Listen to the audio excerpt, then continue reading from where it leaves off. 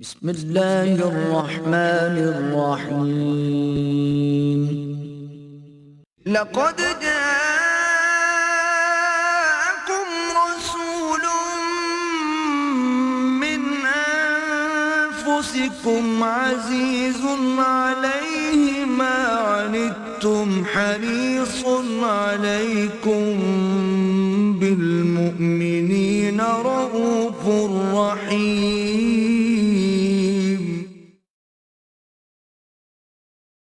نحمده ونصلي على رسوله الكريم اما بعد فقد قال الله تبارك وتعالى كما ورد في سورة الزمر اعوذ بالله من الشيطان الرجيم بسم الله الرحمن الرحيم قل يا عبادي الذين اسرفوا على انفسهم لا تقنطوا من رحمة الله ان اللہ یغفر الذنوب جميعا وقال تبارک و تعالی کما ورد مرتين فی سورۃ النساء ان اللہ لا یغفر ان یشرک بہ ویغفر ما دون ذلک لمن یشاء صدق اللہ العظیم۔ وعن انس رضی اللہ عنہ قال سمعت رسول اللہ صلی اللہ علیہ وسلم یقول قال اللہ تعالی یا ابن آدم انک ما دعوتنی ورجوتنی غفرت لک علی ما کان منک ولا ابالی۔ یا ابن آدم لو بلغت ذنوبک عنان السماء ثم استغفرتنی غفرت لک۔ یا ابن آدم انک لو اتیتنی بقراب الارض خطایا ثم لقیتنی لا تشرک بی شیئا لاتیتک بقرابها مغفرۃ۔ رواہ الترمذی رحمہ اللہ وقال حدیث حسن صحیح۔ صدق اللہ العظیم وصدق رسولہ النبی الکریم ونحن على ذلك من الشاہدین والشاکرین والحمد للہ رب العالمین۔ آج ہم اللہ تعالیٰ کے فضل و کرم سے اربعین النووی کی آخری حدیث کا مطالعہ کرنے چلے۔ آپ نے اکثر سنا ہوگا کہ عبد کا، بندے کا مقام جو ہے اللہ کے حوالے سے وہ بین الخوف والرجاء رہنا چاہیے۔ اللہ تعالیٰ کے عذاب کا خوف بھی رہے، اس کی سزا کا، اس کی پکڑ کا خوف رہے، لیکن اس کی شان غفاری، شان رحیمی سے امید بھی رہے۔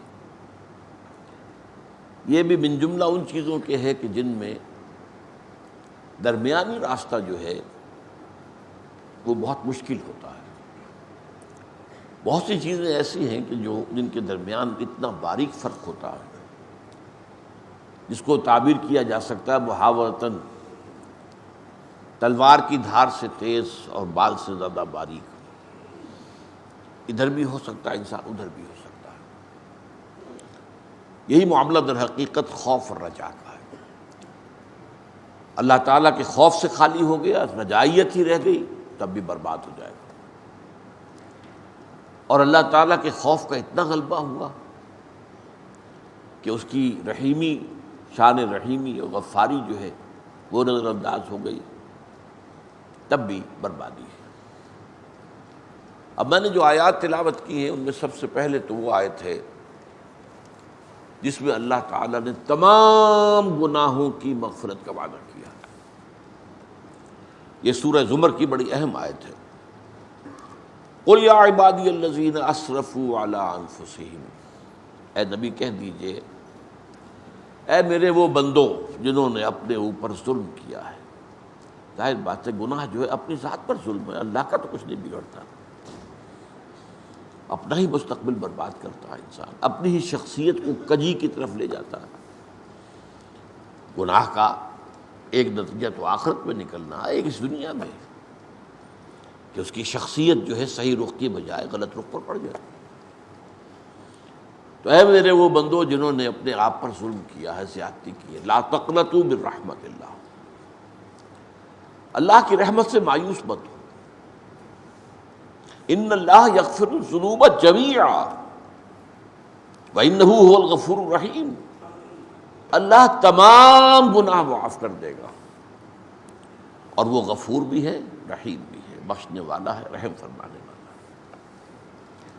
اس آیت میں گویا کہ کوئی استثناء بھی نہیں ہے، اللہ تعالیٰ نے تمام گناہوں کی معافی کی امید دلائی ہے، رجائیت ہے یہ۔ ویسے آپ کو معلوم ہے قرآن مجید بھرا پڑا ہے تقویٰ، خوف، خشیت، اس کی تلقین۔ یہ تو یوں کہیے کہ اصل میں قرآن مجید پر غالب جو رنگ ہے وہ انذار کا ہے، تخویف کا ہے، خشیت الہی کی طرف دعوت دینے کا ہے، یہ رنگ غالب ہے قرآن میں۔ لیکن اس کے ساتھ ہی رجا کا پہلو، امید کا پہلو، اس کو بھی قرآن نے نمایاں کیا ہے۔ اگرچہ اگر آپ ویسے مقابلہ کریں کتنی مرتبہ وہ آیا، کتنی مرتبہ یہ آیا، تو خوف کا غلبہ غالب ہے، اس میں کوئی شک نہیں۔ اس کے دو اسباب ہیں سمجھ لیجئے، اس لیے کہ اس معاملے میں عیسائیوں نے اعتراض کیا ہے قرآن پر اور مسلمانوں پر اور اسلام پر، اور بظاہر ان کا اعتراض درست معلوم ہوتا ہے کہ قرآن مجید میں اور اسلام میں اللہ کے خوف پر زیادہ زور ہے، جبکہ انجیل میں حضرت عیسیٰ کی تعلیم میں اللہ کی محبت کا زیادہ رنگ ہے۔ میں نے کہا یہ بات بہت حد تک صحیح ہے، اگرچہ حضرت عیسیٰ علیہ السلام کی تقاریر اور خطبات اور مواعظ میں وہ خوف کا رنگ بھی بہت ہے، انذار کا رنگ بھی بہت ہے، لیکن غالب ہے محبت۔ اسلام میں یہ کیوں ہے، قرآن میں ایسا کیوں ہے؟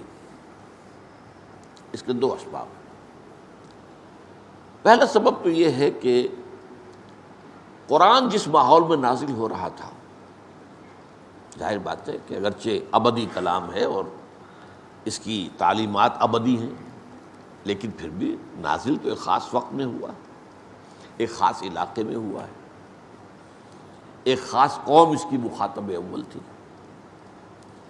اور اس کی جو کیفیت تھی نہ وہ کسی توحید سے واقف، نہ کسی رسالت سے واقف، نہ کسی شریعت سے واقف، نہ کسی کتاب سے واقف، ہر اعتبار سے امی قوم،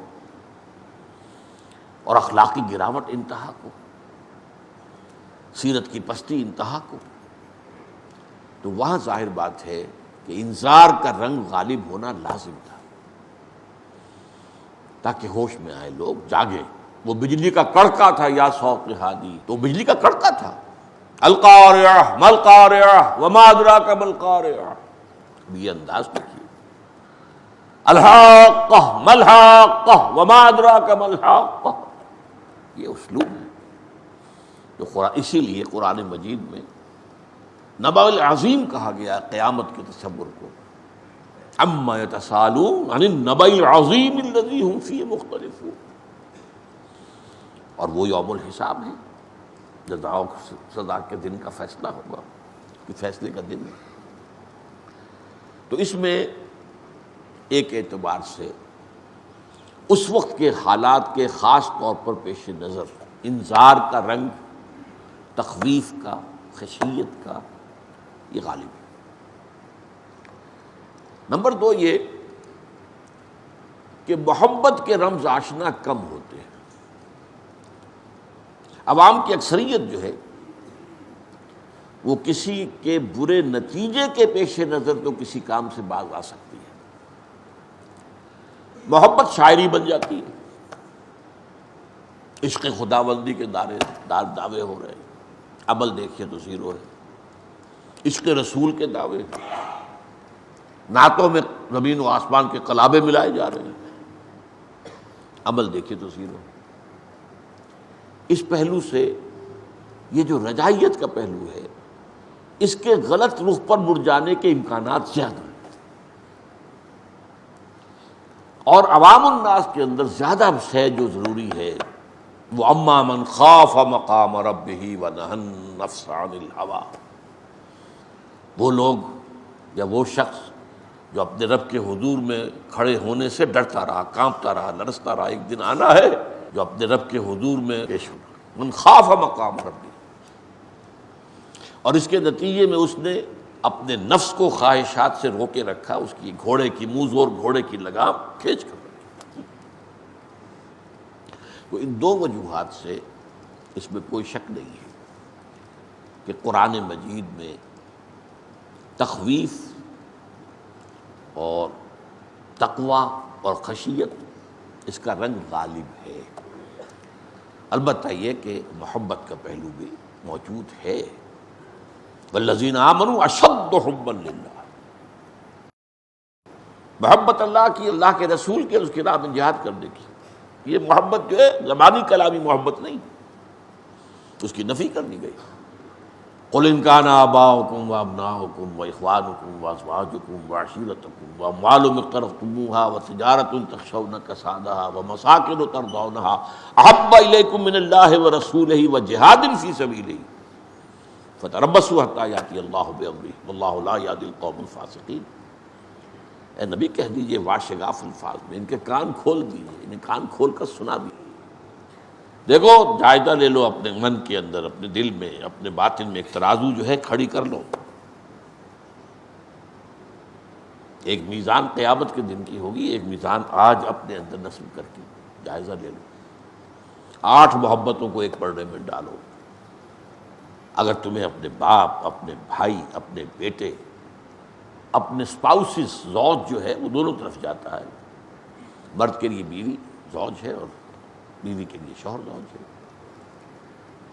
اور تم رشتہ دار تمہارے قرمہ قبیلہ، اور وہ مال جو تم نے بڑی محنت سے کمائے ہیں، اور وہ کاروبار جڑی مشکل سے جمائے ہیں، اب ان میں تمہیں کساد بازاری کا خوف رہتا ہے، نندا نہ ہو جائے، اور وہ جو تم نے اپنے محل بنائے ہیں بڑے محبوب ہیں تمہیں، بڑے چاؤ سے تعمیر کی گئی ہے، اور یہ کہ بڑے اہتمام سے انہیں فرمش کیا گیا ہے، اس کا جو آرکیٹیکچرل نظام بنایا گیا ہے، اس کی تزئین و آرائش ہوئی ہے، اس کو فرنش کیا گیا ہے، اس میں کہاں کہاں سے چہاردانگ عالم سے وہ جو اینٹیکس لا کے رکھے گئے، یہ تمہیں بہت محبوب ہے۔ اگر یہ 8 محبتوں کا غلبہ ہو جائے ایک پردے میں والے میں، اور دوسرے میں 3 محبتیں اللہ کی، اس کے رسول کی، اور اللہ کی راہ میں جہاد کرنے کی، وہ جو میں نے کہا یہ اللہ اور اس کے رسول کی محبت شاعری بن جاتی ہے، زبانی کلامی ہو جاتی ہے، اس کا شاہد ہونا ضروری ہے، اور وہ ہے جہاد فی سبیل اللہ۔ اگر اللہ کے دین کے غلبے کرنے کی جد و جہد ہے تو اللہ کی محبت اور رسول کی محبت کا ثبوت ہے، ورنہ نہیں ہے۔ تم باطل کے غلبے پر راضی ہو بیٹھے ہو۔ اگر آپ باطل کے غلبے کے تحت تقوی اس کی امید کیے بیٹھے ہیں بغیر اس کے کہ اس کے خلاف جد و جہد ہو رہی ہو، تو یہ سیلف ڈسیپشن ہے، اپنے آپ کو دھوکہ دینا ہے۔ یخادعون اللہ وما یخدعون الا انفسہم، یہ دھوکہ دینا چاہتے ہیں اللہ کو، والذین آمنوا، اور اہل ایمان کو، حالانکہ نہیں دھوکہ دے رہے مگر صرف اپنے آپ۔ تو اس لیے میں نے کہا کہ قرآن پر اس میں کوئی شک نہیں ہے کہ تخویف اور تقوی اور انذار اس کا رنگ غالب ہے، البتہ محبت کا ذکر بھی موجود ہے۔ اب آج کی جو حدیث ہے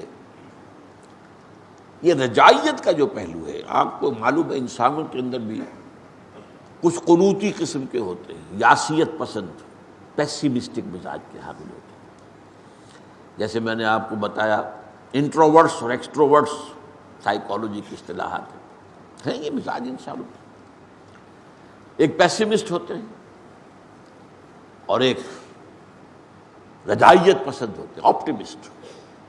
یہ مزاجوں کا تھوڑا سا میلان کا فرق ہونا یہ صحیح ہے، ان دونوں کے درمیان عدل لے آنا، جیسے انٹروورٹس اور ایکسٹروورٹس کے درمیان ایمبیورٹ کے اوپر قائم ہو جانا، یہ بہت محال، بہت مشکل ہے۔ اور میں نے بتایا ہے کہ کامل ایمبی ورڈ جس کو اس مقام پر پورا تمکن حاصل ہے، وہ پوری نوع انسانی میں صرف ایک ہے، اور وہ ذات محمدی ہے صلی اللہ علیہ وسلم۔ اسی طرح اس معاملے کے اندر بھی بین الخوف والرجاء، یہ اصطلاح ہمارے یہاں بہت ہوتی ہے، خوف بھی رہے امید بھی رہے، خوف بھی ہو امید بھی ہو۔ اس میں جو کلائمیکس کا قول ہے وہ ہے کہ جو حضرت ابو بکر رضی اللہ تعالیٰ عنہ سے منقول ہے، میں اس کی سند وغیرہ اس وقت نہیں آپ کو بتا سکتا ہوں، لیکن مشہور قول ہے، آپ سے منقول ہے، آپ سے منسوب ہے، اور یہ انتہا ہے، کلائمیکس ہے۔ وہ کہتے ہیں کہ اگر مجھے یہ بتا دیا جائے کہ تمام انسان جنت میں جائیں گے سوائے ایک کے، صرف ایک دوزخ میں جائے گا، تو مجھے خطرہ ہوگا شاید وہ ایک میں ہی ہوں۔ اور اگر بتا دیا جائے کہ تمام انسان دوزخ میں جائیں گے سوائے ایک کے، جنت میں جانے والا ایک ہی ہوگا، تو مجھے پھر بھی امید ہوگی کہ شاید وہ ایک میں ہی ہوں۔ یہ کلائمیکس ہے اس کا جو میں نے آپ سرچ کیا ہے، اس درجے تک یہ کیفیت اور وہ برقرار رہے، اس پر انسان جو ہے اس پر مستقیم ہو جائے، اس پر یہ مشکلات میں سے ہے، لیکن یہ کہ اس کی کوشش بہرحال کی جانی چاہیے۔ اب رجا کا لفظ جو قرآن مجید میں آیا بار بار، ایک تو آیا اس اعتبار سے رجا اللہ کی، اور رجا قیامت کی، قیامت کی بھی رجا، خوف نہیں، حالانکہ قیامت کا معاملہ تو زیادہ خوف آور ہے، خوف پیدا کرنے والا، اما من خاف مقام ربہ، لیکن قرآن مجید میں رجا میں بریکٹ کیا گیا ہے۔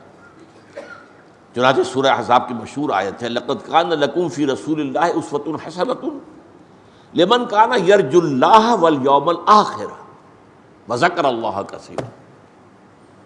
اے مسلمانوں، تمہارے لیے اللہ کے رسول صلی اللہ علیہ وسلم کی شخصیت مبارکہ میں ایک بہت عمدہ، کامل، معتدل، متناسب، ہر اعتبار سے نمونہ موجود ہے، لیکن یہ نمونہ اپنی جگہ مکمل ہے، اس سے استفادے کی شرائط من کان یرجو اللہ والیوم الآخر، استفادہ وہی کر سکے گا جو اللہ کا امیدوار، یعنی مراد آگے میں بتاؤں گا، مراد اللہ سے ملاقات کا امیدوار، اللہ سے رحمت کا امیدوار، اور آخرت اس کے اندر بھی امید کا پہلو ہے۔ وہ کیوں ہے یہ ذرا نوٹ کیجیے۔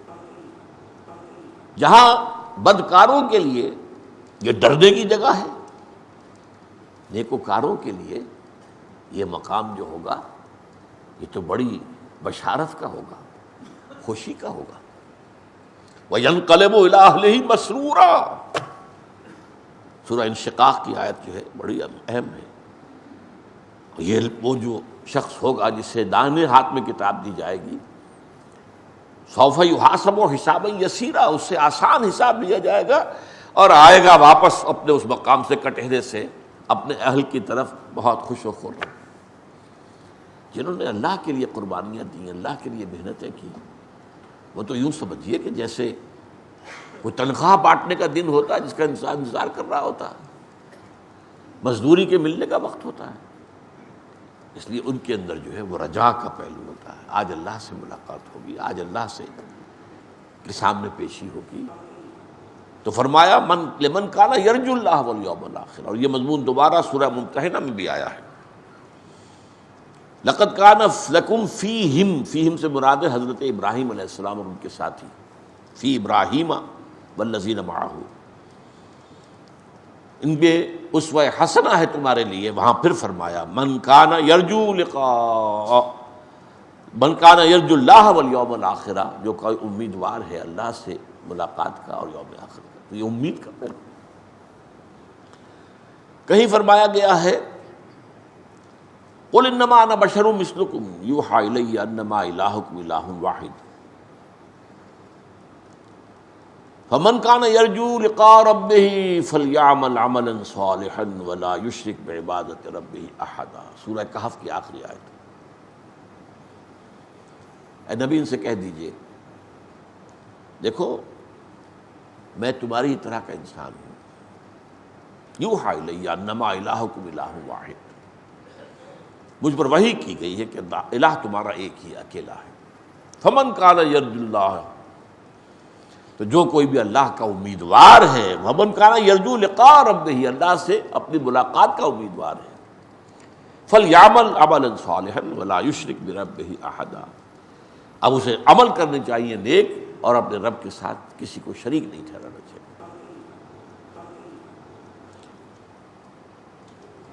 سورہ عنکبوت میں فرمایا گیا من کان یرجو لقاء اللہ فإن اجل اللہ لآت، جو کوئی بھی اللہ سے ملاقات کا امیدوار ہے وہ مطمئن رہے، ریسٹ ایشورڈ کہ اللہ کی ملاقات کا وقت آ کر رہے گا۔ یعنی وہ لوگ جو اللہ کی راہ میں جہاد کر رہے تھے، مصیبتیں جھیل رہے تھے، تکلیفیں برداشت کر رہے تھے، کس امید میں کہ ایک روز اللہ کے حضور میں حاضری ہوگی اور ہمیں اپنی ان سرفروشیوں کا، جافشانیوں کا، قربانیوں کا اللہ اجر عطا فرمائے۔ شیطان وسوسہ اندازی کرتا رہے گا، لوگ کہتے رہے کس خیال میں پڑے ہو، کس نے دیکھا آخرت کو، مرنے کے بعد کسی نے آ کے کوئی خبر دی آج تک، کس امید موہوم میں تم اپنے آپ کو ہلکان کر رہے ہو، پتہ نہیں وہ دن آتا بھی ہے کہ نہیں آتا۔ اس لیے کہ آخرت تو ادھار کا سودا ہے، دنیا نقد کا ہے، اور کام یہی ہے کہ 9 نقد نہ 13 ادھار۔ تمہیں 9 روپے اگر کسی شے کی قیمت نقد مل رہی ہے تو وہ لے لو، 13 ادھار والے نہ لو، کیا پتہ ادھار ملے نہ ملے، مر جائے رقم پوری۔ تو یہ وسوسہ جو ہے شیطان کرتا ہے، پتہ نہیں آتا ہے کہ نہیں آتا ہے، کوئی یقینی بات تو نہیں ہے نا، کس نے دیکھی آخرت۔ انہیں یقین رکھنا چاہیے من کان یرجو لقاء اللہ فإن اجل اللہ لآت، آ کر رہے گا وہ وقت معین۔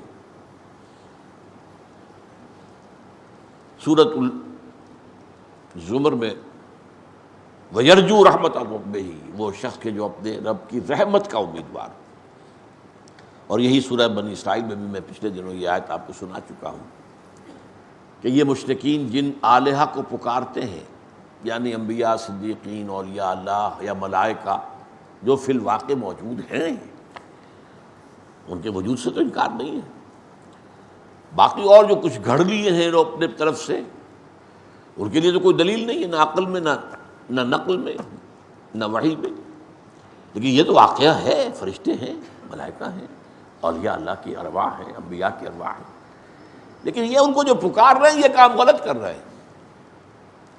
اولئک الذین یدعون، جن کو یہ پکار رہے ہیں، یبتغون الی ربہم الوسیلہ، وہ تو خود اپنے رب کی قرب کی تلاش میں ہے، وَيَرْجُونَ رَحْمَتَهُ، اور اپنے رب کی رحمت کے امیدوار ہیں، وَيَخَافُونَ عَذَابَهُ، اور وہ بھی اللہ کے عذاب سے بالکل نڈر نہیں ہے۔ جیسے کہ حضور نے فرمایا کوئی شخص محض اپنے عمل کی بنیاد پر جنت میں داخل نہیں ہوگا۔ جب کسی نے بڑی ہمت کی پوچھ لیا کیا حضور آپ بھی؟ فرمایا ہاں، الا ان تغمد بی ربی رحمت ربی، جب تک کہ اللہ مجھے ڈھانپ نہ لے گا اللہ اپنی رحمت سے، میں بھی نہیں داخل ہو سکتا۔ اس سے حضور خالی نہیں، اور کون ہو سکتا؟ تو بین الخوف والرجاء کا معاملہ جو ہے، البتہ ایک حدیث بیان ہوتی ہے سبقت رحمتی علی غضبی، میری رحمت میرے غضب پر غالب آ گئی، میری رحمت میرے غضب پر بازی لے گئی ہے، سبقت رحمتی علی غضبی۔ اس کی شرح اصل میں یہ حدیث ہے جو آج ہم پڑھ رہے ہیں، اس میں اللہ کی ایک شان آئی ہے کہ وہ غنی ہے، بے نیاز، جیسے فرمایا ایک جگہ پر ما یفعل اللہ بعذابکم، اللہ کو تمہیں عذاب دے کر کیا لینا ہے، لئن آمنتم وشکرتم، اگر تم ایمان اور شکر کا راستہ اختیار کرو تو اللہ معاذ اللہ سیڈسٹ نہیں ہے کہ کسی کو تکلیف دے کر اسے خوشی ہوتی ہے، معاذ اللہ ثم معاذ، ما یفعل اللہ بعذابکم۔ تو الغنی 8 بار آیا ہے قرآن میں اللہ کا نام، اور لغنی 2 مرتبہ، اور غنی منصوب حالت میں 3 مرتبہ، اللہ غنی ہے۔ کوئی اس کو ضرورت نہیں، جس کی ایک حدیث ہم پڑھ چکے ہیں کہ اگر زمین کے آسمان کے تمام باسی اول و آخر، قل ان کان انسکم و جنکم اولکم و آخرکم، اولین بھی آخرین بھی انسان بھی جن بھی سب کے سب جو بدترین انسان ہو سکتا ہے ویسے بن جائیں، تب بھی اللہ کی سلطنت میں کوئی کمی نہیں ہوگی۔ اور اگر تمام انسان تمام جن اولین و آخرین سب ولی بن جائیں اللہ کے، تو اللہ کی سلطنت میں کوئی اضافہ نہیں ہوگا۔ یہ ہے اس کی شان غنی۔ غنی حلیم کہیں کہا گیا ہے، غنی حمید کہیں کہا گیا ہے، غنی کریم کہیں کہا گیا ہے۔ تو یہ دو چیزیں جو ہیں، رجائیت اللہ سے اور اللہ کی شان استغنا، اس کا بیان ہے در حقیقت اس حدیث میں، جس کے راوی حضرت انس بن مالک رضی اللہ تعالی عنہ۔ وہ فرماتے میں نے خود سنا اللہ کے رسول کو فرماتے۔ یہ انداز ایسا ہے کہ جو بڑا یقینی ہو جاتا ہے، سمیٹو میں نے خود سنا۔ اگر عن سے کہا جا رہا ہو تو ہو سکتا ہے کہ وہ بات کسی اور صحابی سے ان صحابی تک پہنچی ہو، ان سے مروی ہے، اچھا انہوں نے خود سنا ہے، یہ کیا ہے، یہ یقینی بات نہیں ہوتی، لیکن سمیٹو میں نے سنا۔ قال اللہ تعالی، یہ حدیث قدسی ہے جس کی کئی مرتبہ میں آپ کے سامنے ڈیفینیشن بیان کر چکا ہوں۔ اللہ تعالیٰ فرماتا ہے یا ابن آدم، اے ابن آدم، انک ما دعوتنی ورجوتنی، تو جب تک مجھے پکارتا رہے گا اور مجھ سے امید باندھے رکھے گا، غفرت لک علی ما کان منک ولا ابالی، میں تجھے معاف کر دوں گا جو بھی کچھ ہوگا تیرے پاس، جتنے گناہوں کا بار تو لے کر آ جائے گا۔ اور بڑا پیارا لفظ ولا ابالی، اور مجھے اس کی کوئی پرواہ نہیں۔ یہ نہیں ہے کہ کسی انسان کے ساتھ آپ نے زیادتی کی، اب اس کے اندر انتقام کا جذبہ ہے، جوش ہے۔ اگرچہ ہے لفظ انتقام بھی آتا ہے قرآن میں، وہ شان دوسری بھی موجود رہنی چاہیے، خوف والی بھی، اس اعتبار سے۔ لیکن یہ کہ جو رجا کا پہلو غالب ہے، انکا ما دعوتنی، دو شرطیں ہیں، جب تک مجھے پکارتے رہو، مجھ سے دعائیں کرتے رہو، مجھ سے استغفار کرتے رہو، میری مغفرت طلب کرتے رہو گے، ورجوتنی، اور مجھ سے امید رکھو گے کہ اللہ تعالیٰ رحیم ہے، اللہ تعالیٰ غفور ہے، اللہ کی شان غفاری، رحمتی وسعت کل شیء، میری رحمت نے ہر شے کا احاطہ کیا ہوا ہے، جو میں سنا چکا ہوں۔ سبقت رحمتی علی غضبی، رحمتی وسعت کل شیء، میری رحمت تو ہر شے کا احاطہ کیے ہوئے۔ تو جب تک مجھے پکارتے رہو گے اور مجھ سے امیدوار رہو گے، غفرت لک علی ما کان منک، تو جو بھی کچھ تجھ میں سے ہوگا، جو خرابیاں، جو برائیاں، جو گناہ، میں تجھے معاف کر دوں گا، ولا ابالی، اور مجھے اس کی کوئی پرواہ نہیں ہوگی۔ یہ ہے شان استغنا، الغنی، غنی عن العالمین، سورہ آل عمران میں آیا ہے۔ جو حج کی استطاعت رکھنے کے باوجود نہ حج کرے تو گویا کہ وہ ایک طرح کا کفر کر رہا ہے، اور اللہ تعالیٰ غنی ہے تمام جہان، اس سے کوئی ضرورت نہیں ہے کہ تم جاؤ ضرور اس کے گھر کا طواف کرو، وہ تو غنی ہے۔ یا ابن آدم لو بلغت ذنوبک عنان السماء ثم استغفرتنی غفرت لک، اے میرے بندے، اے آدم کے نسل، اے ابن آدم، اگر تیرے گناہ آسمان تک پہنچ جائیں، ان کا انبار اتنا ہو کہ آسمانوں کو چھو رہا ہو،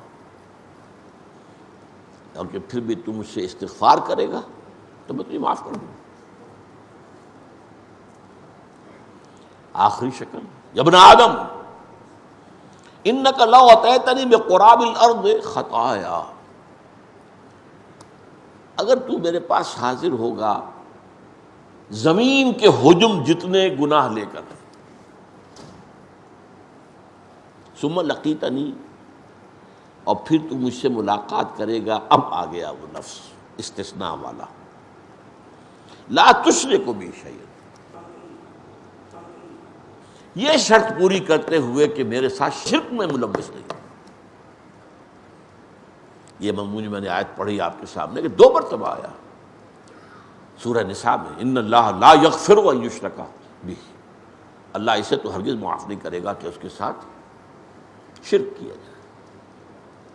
وَيَغْفِرُ مَا دُونَ ذَلِكَ لِمَن يَشَاءُ، بخش دے گا جو بھی کچھ ہوگا اس کے سوا جس کو چاہے گا۔ یعنی یہ بھی نہیں ہے کہ یہ معافی کا اعلان عام ہو رہا ہے، یہ اللہ جس کو چاہے گا، اور جس کو چاہے گا میں کیا شرط ہے؟ اللہ ہی کو پکارتا رہا ہو، کسی اور کو نہ پکارا ہو، اللہ کو پکارا، کہیں غوث العظم کو نہ پکارا ہو، کہیں کسی نبی اور رسول کو نہ پکارا ہو، کسی کو نہ پکارا۔ لا تدعوا مع اللہ احدا، اللہ کے ساتھ کسی اور کو مت پکارو۔ اس اعتبار سے اگر تو میرے پاس آئے گا زمین بھر، زمین کے حجم جتنے گناہ لے کر، ثم لقیتنی لا تشرک بی شیئا، پھر تو میرے ساتھ ملاقات کرے اس حال میں کہ تو نے شرک نہ کیا ہو میرے ساتھ، لَأَتَيْتُكَ بِقُرَابِهَا مَغْفِرَةً، تو میں زمین کے حجم جتنی ہی مغفرت لے آؤں گا تیرے لیے۔ تو شرطیں کتنی آئی ہیں اس حدیث کے اندر، ما دعوتنی و نجوتنی۔ پہلی بات تو یہ ہے کہ اگر تم مجھے پکارتے رہے اور مجھ سے امیدوار ہوئے۔ ایک آیا استفتنی، مجھ سے مغفرت چاہیے، اور سب سے بڑی شرط ہاتھی کے پاؤں میں سب کے پاؤں کے مطابق شرک نہ ہو۔ اب اس سے آپ کو اندازہ ہو جانا چاہیے، اور 2 مرتبہ جو آئی ہے سورہ نساء میں، شرک کو معاف نہیں کرے گا، یہ اعلان عام ہے۔ تو شرک در حقیقت کتنا عظیم گناہ ہے، لیکن اس کی حقیقت کو سمجھنا آسان کام نہیں ہے۔ ہوس چھپ چھپ کے سینوں میں بنا لیتی ہے تصویریں۔ آپ نے بت سامنے رکھ کر نہیں پوجا، اپنی خواہش نفس کو پوج لیا۔ ہم پچھلی مرتبہ پڑھ چکے ہیں آیات، ارأیت من اتخذ الہہ ہواہ افانت تکون علیہ وکیلا۔ ہے نبی، آپ نے غور کیا اس شخص کے حال پر جس نے اپنی خواہش نفس کو اپنا معبود بنا لیا ہے، اس کو پوج رہا ہے۔ کوئی بت خانہ نہیں ہے، بت خانہ شکستم میں نے بت خانہ تو توڑ دیا، لیکن اندر جو ہے ہوس چھپ چھپ کے سینوں میں بنا لیتی ہے تصویریں، اندر کا بت خانہ آباد ہے۔ تو شرک کی اقسام کیا ہیں، شرک کی حقیقت کیا ہے، اب اس کا جاننا کتنا ضروری ہے۔ ہمارے یہاں بعض مسائل کے اوپر شرک اور توحید کی بحثیں جو ہیں وہ ہنج کر رہی ہیں۔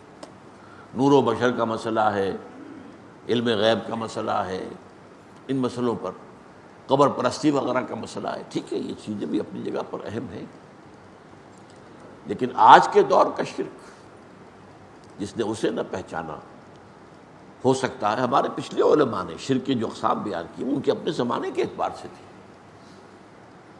آج وہ شرک بھی ہو رہے ہیں، قبر پرستی بھی ہو رہی ہے، اولیاء پرستی بھی ہو رہی ہے، سب کچھ ہو رہا ہے۔ آج کا اصل شرک نفس پرستی، دولت پرستی، یہ تو ہے انفرادی سطح پر، اور اجتماعی سطح پر حاکمیت انسانی، حاکم تو اللہ کے سوا کوئی نہیں، تم نے انسانوں کو حاکم بنا دیا۔ کبھی ایک ہوتا تھا کوئی شیطان نمرود یا فرعون کی شکل میں، آج تم نے تمام انسانوں کو نمرود بنا دیا۔ وہ نجاست جو ٹنوں ایک شخص کے سر پر رکھی ہوئی تھی اسے تم نے ماشا ماشا سب میں بانٹ دیا۔ نجاست تو نجاست رہے گی، چاہے وہ تولا ہو، ماشا ہو، ٹن۔ آج کا دور یہ ہے، مادہ پرستی، میٹیریلزم، سارا توکل، سارا اعتماد مادی وسائل پر ہے،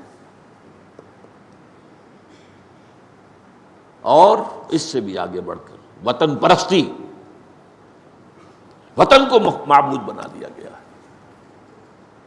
اس دور میں اور ہے جام اور ہے جم اور، ساقی نے بنا کی روش لطف و ستم اور، تہذیب کے آزر نے ترشوائے صنم، اور مسلم نے بھی تعمیر کیا اپنا حرم اور ہی بت خانہ بنا لیا ہے۔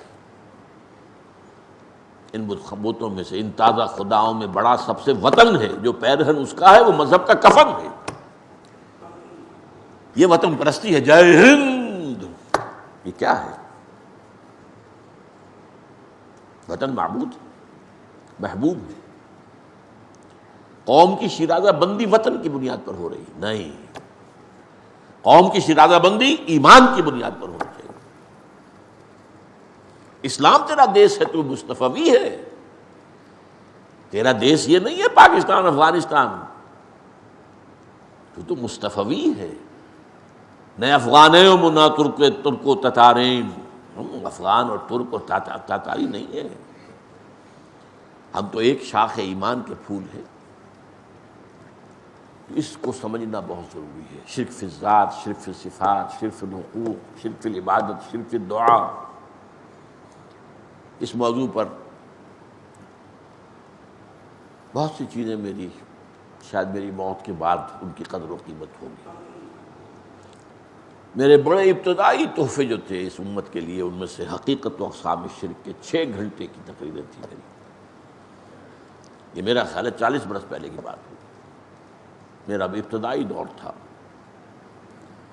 مسجد دارالسلام میں جب خطابات میرے شروع ہوئے، 31 برس کی بات تو ہو گئی، تو 6 گھنٹے کے کیسٹ ہیں اس کے، پھر ان کو اتارا گیا، ان کو مرتب کیا گیا، اب وہ زیر طبع ہے، اس کا آپ فیصلہ کر لیں کہ وہ کتاب آئے تو حرف بحرف اس کو پورے غور سے پڑھیں، کیونکہ یہ وہ شے ہے جو معاف نہیں ہوگی۔ ان اللہ لا یغفر ان یشرک بہ ویغفر ما دون ذلک لمن یشاء۔ اب آج کی آخری بات یہ ہے،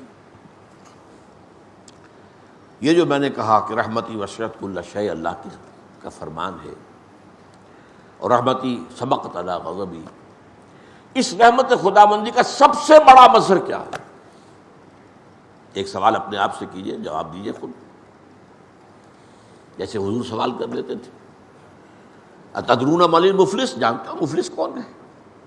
اب صحابہ نے جواب دیا، المفلس عندنا من لا درہم لہ ولا دینار، ہم تو مفلس کو سمجھتے ہیں جس کے بعد درہم و دینار نہیں ہے۔ آپ نے فرمایا نہیں، میری امت کا مفلس کوئی اور ہوگا، اس کی اس وقت نہیں میں دے رہا تو تشریح نہیں کر سکتا۔ قرآن مجید میں بھی یہ اسلوب ہے، یا ایھا الذین آمنوا ہل ادلکم علی تجارۃ تنجیکم من عذاب الیم، کیا میں تمہیں بتاؤں، رہنمائی کروں اس تجارت کی طرف جو تمہیں دردناک عذاب سے چھٹکارا دلا دے؟ پھر اس کا جواب ہے۔ تو اسی طرح اللہ کی رحمت کا سب سے بڑا مظہر کیا ہے؟ اس کا نام ہے توبہ۔ یہ وہ شے ہے جو کہ عیسائیوں کو اتنی بڑی ٹھوکر دے گئی، اتنی بڑی ٹھوکر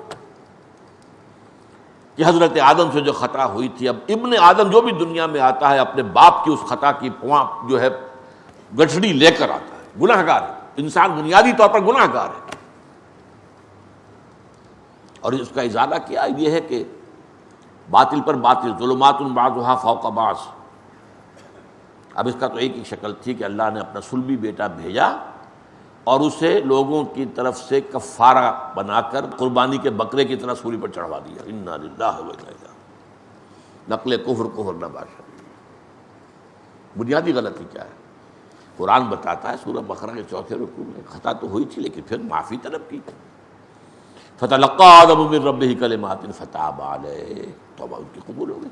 اب کوئی انسان دنیا میں جو ہے وہ جد امجد جو ہے آدم علیہ السلام، ان کے گناہ کا بوجھ لے کر نہیں آتا۔ تو توبہ کے موضوع پر اس سے پہلے ہمارے ہاں درس ہو چکے ہیں، اور بہت سے احادیث ہیں، بہت احادیث۔ ایک حدیث کا میں نے بار بار ذکر کیا کہ اپنے بندے کی توبہ سے اللہ کو کتنی خوشی ہوتی ہے، یاد ہو گیا۔ آج 2 حدیثیں سنانا چاہتا ہوں، وقت کم رہ گیا ہے۔ حضرت ابو ہریرہ سے ایک روایت مروی ہے اور یہ متفق علیہ، نوٹ کیجیے۔ قال رسول اللہ صلی اللہ علیہ وسلم ان عبدا اذنب ذنبا فقال رب اذنبت فاغفرت، فقال ربہ، بندہ یہ کہتا ہے پروردگار مجھ سے گناہ ہو گیا، مجھے معاف فرما دے۔ قال ربہ، اللہ کہتا ہے علم عبدی ان لہ ربا، میرے رب کو یہ معلوم ہے، یقین ہے کہ اس کا ایک رب ہے، یغفر الذنب، جو گناہ پر کو بخش بھی سکتا ہے، ویأخذہ بہ، اور اس پر پکڑ بھی سکتا ہے، میرے رب کو یہ یقین ہے۔ فغفرت لعبدی، اس یقین کی بنیاد پر میں نے اپنے بندے کی مغفرت کر دی۔ ثم مکث ما شاء اللہ، پھر کچھ عرصہ گزرا جو بھی اللہ نے چاہا۔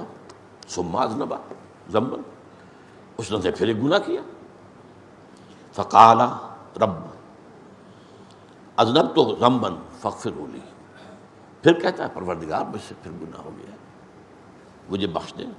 فقال ربہ علم عبدی ان لہ ربا یغفر الذنب ویأخذ بہ، میرا یہ بندہ یہ جانتا ہے، اسے یقین ہے، اس کے دل میں یہ بات راسخ ہے کہ اس کا ایک رب ہے جو گناہ کی سزا بھی دے سکتا ہے اور معاف بھی کر سکتا ہے۔ تو پھر اللہ تعالیٰ فرماتا ہے غفرت لعبدی، میں اپنے بندے کو معاف کر دیتا ہوں، وہی بات لا ابالی، مجھے اس کی کوئی پرواہ نہیں۔ ثم مکث ما قال ما شاء اللہ، پھر کچھ عرصہ گزرا۔ ثم اذنب ذنبا، پھر وہ گناہ کرتا ہے۔ فقال رب اذنبت ذنبا آخر فاغفر لی، پروردگار میں تو ایک اور گناہ کر دیا تو مجھے معاف فرما دے۔ فقال علم عبدی ان لہ ربا یغفر الذنب ویأخذ بہ، میرے رب کو یقین ہے، میرے بندے کو، کہ اس کا ایک رب ہے جو گناہ کو بخش بھی سکتا ہے اور پکڑ بھی سکتا ہے۔ غفرت لعبدی ما فلیفعل ما شاء، میں نے معاف کر دیا، آپ جو چاہے کرے۔ یہاں ہے وہ شان غفاری، فلا ابالی، مجھے اس کی کوئی پرواہ نہیں ہے۔ دوسری حدیث اس سے بھی زیادہ اہم ہے، بڑی پیاری حدیث، یہ مسلم شریف کی ہے، عن جندب رضی اللہ تعالی عنہ، جندب سے روایت ان رسول اللہ صلی اللہ علیہ وسلم حدث، حضور صلی اللہ علیہ وسلم نے یہ بات بیان فرمائی، ان رجلا قال واللہ لا یغفر اللہ لفلان، کہ کسی شخص نے یہ کہا خدا کی قسم اللہ اس کو تو معاف نہیں کرے گا، یہ بڑا جوش تقویٰ کا ہوا ہے اور بڑی غیرت خدا بندی جوش میں آ رہی، اس نے تو وہ گناہ کیا اللہ کبھی اس کو معاف نہیں کرے گا۔ وَأَنَّ اللَّهَ تَعَالَى قَالَ، اس پر اللہ فرماتا ہے مَنْ ذَا الَّذِي يَتَعَلَّىٰ عَلَيَّ، یہ کون ہے جو مجھ پر حاکم بنا بیٹھا ہے، مجھ پر حکم چلانا چاہتا ہے کہ میں معاف نہیں کروں گا، یہ کون ہے؟ اللہ تعالیٰ فرمائے گا مَنْ ذَا الَّذِي يَتَعَلَّىٰ عَلَيَّ انی لا اغفر لفلان مغفر لفلان، کہ میں فلاں شخص کو معاف نہیں کروں گا، فانی قد غفرت لفلان واحببت عملک، تو میں نے اس کو تو معاف کر دیا اور تیرے سارے اعمال ضائع کر دیے۔ یہ ہے اللہ تعالیٰ کی شان غفاری، بس شرطیں وہ سامنے رکھیں، اللہ سے دعا، اللہ سے استغفار، اللہ سے امید اور شرک سے اجتناب۔ اللہ تعالی ہم سب کو یہ شرائط پوری کرنے کی توفیق عطا فرمائے۔